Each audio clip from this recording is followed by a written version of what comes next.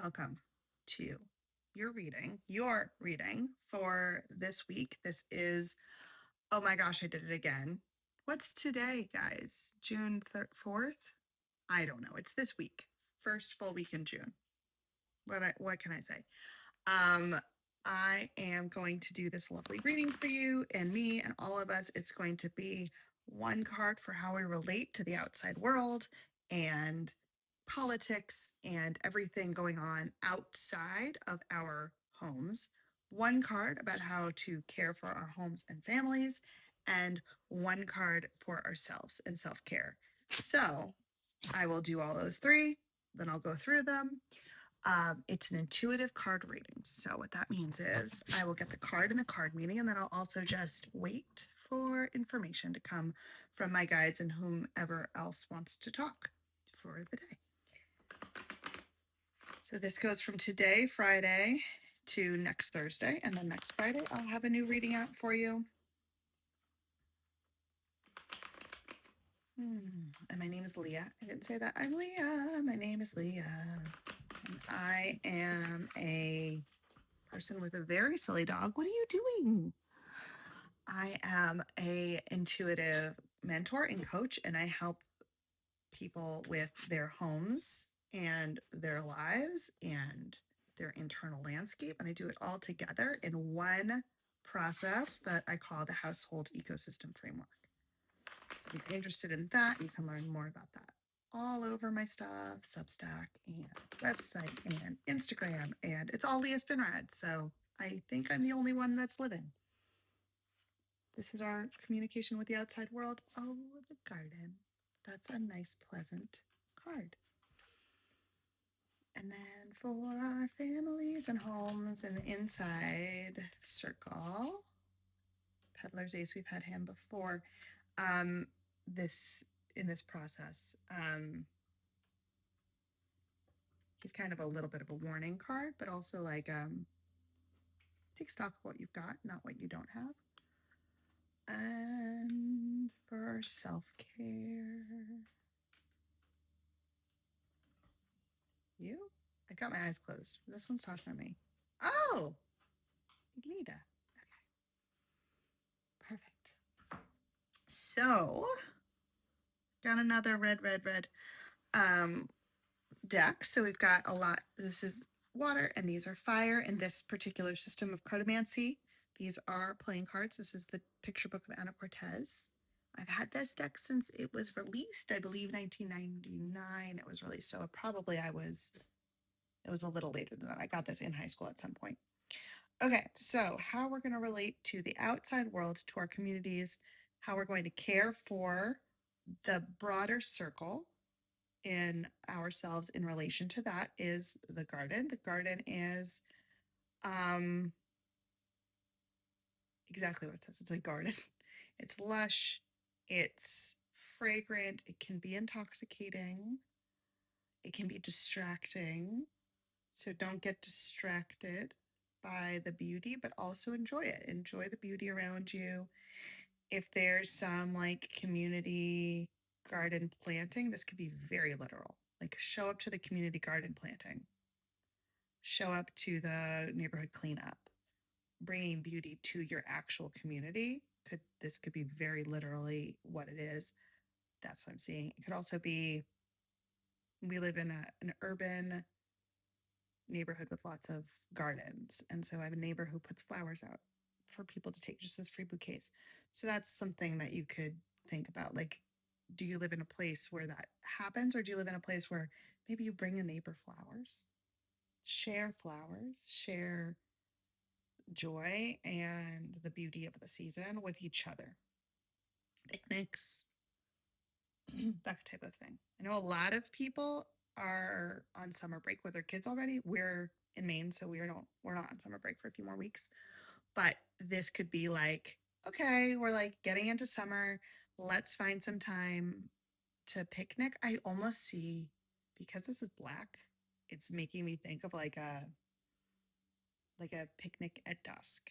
Something where you're seeing the fireflies if you have them, and you're like just kind of out, fragrant air, out in the world. Now, how we're going to take care of ourselves, our families, and our homes, we have the Peddler's Ace. The Peddler's Ace is kind of, in this instance, what he's telling me is that you don't need to buy anything. Like, you don't need to buy anything actually physically. Don't buy anything physically. You could probably do without it. There might be something you think you need that is being sold in a certain way, like a used car, might not be drivable after a few months. There's just a very wary, like, hey, like, just be careful this week. If a deal seems too good to be true, if somebody's trying to sell you something and it feels salesy, I would avoid it for the week so you can see through it. All the fives have this center point with the four other pips, whatever these things are called, around it. So in all of these, it's about the center. It's about finding your center in the distractions. I love these cards, and they come up a lot in these readings. I get these more for these readings than I do usually out the rest of my life, because a lot of this is quieting the noise around us. So look inside of yourself. What do you need? What are you being sold? It could be, what are you being sold in terms of news, politically, some gossip around your family, because this is how we're taking care of our families and our homes, right? So like if you're hearing some news about somebody, it might not be true. Or if you've got a gut feeling about somebody that they're not being who they say they are, that might be true. So it's really about getting centered in the reality of yourself and the reality of your family.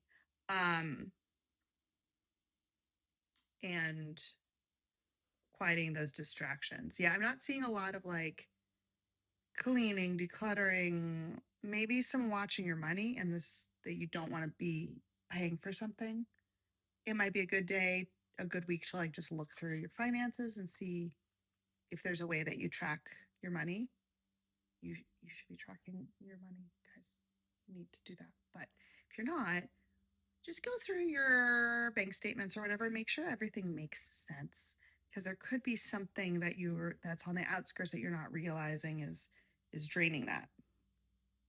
And then for self, taking that energy of the week and doing it best we can for ourselves. This is a card of real strength, and we've been having some very strong self cards lately. So this is continuing in that tradition of like really taking yourself seriously and honoring your strengths.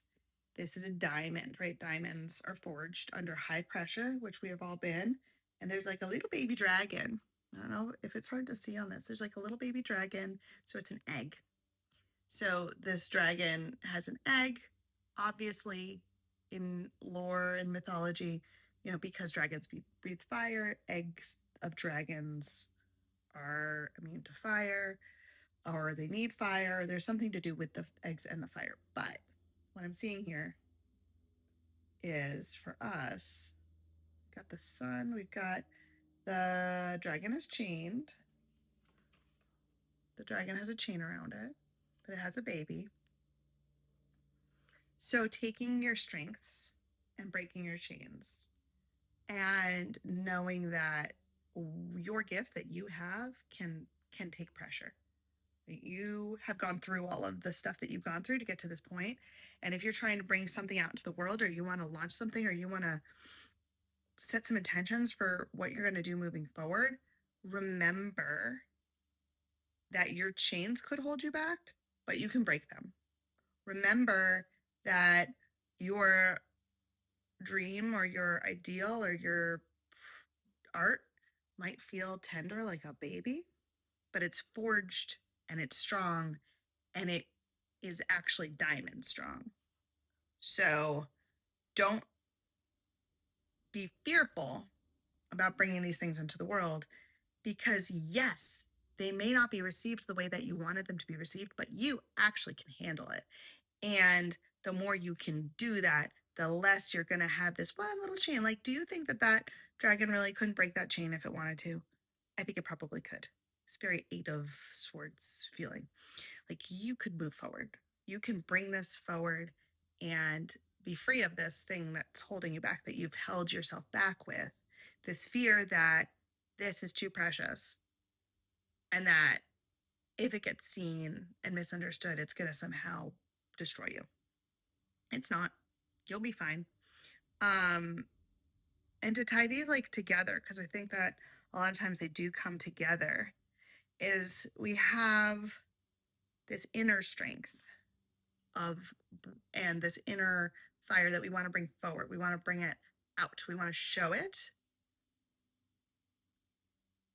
Maybe other people have similar things that they want to show, but it's harder for them too. So they're showing maybe a worse version, a like less intent version of the same thing. So